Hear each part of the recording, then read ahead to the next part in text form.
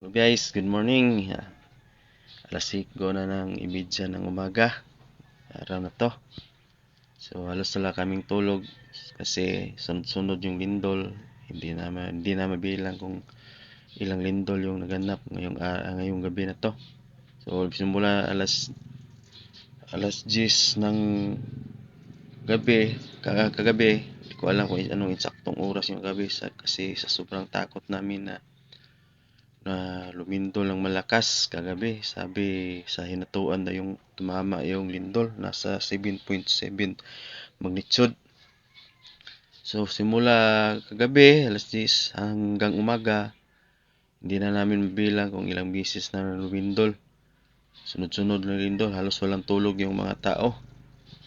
Saka saka ano ba yun, natatakot na. Sa takot ba na baka lumindol uli ng malakas. So kahit ako, nararamdaman ko yung lindol every time na maglindol. Para kang dinuduyan. So kagabi talaga sobrang lakas. Kala ko bibiyak na yung mga mga building ba yun? Mga building. Pati mga bahay kagabi, kikita mo maalog talaga. So, sobrang lakas. Hindi ka halos makalakad. Yung anak ko nga gabi, kasi sa kabila sila natulog, balak kong puntahan kasi madaling umiyak yon. Kaso hindi ko na napuntahan kasi sa sobrang lakas ng lindol.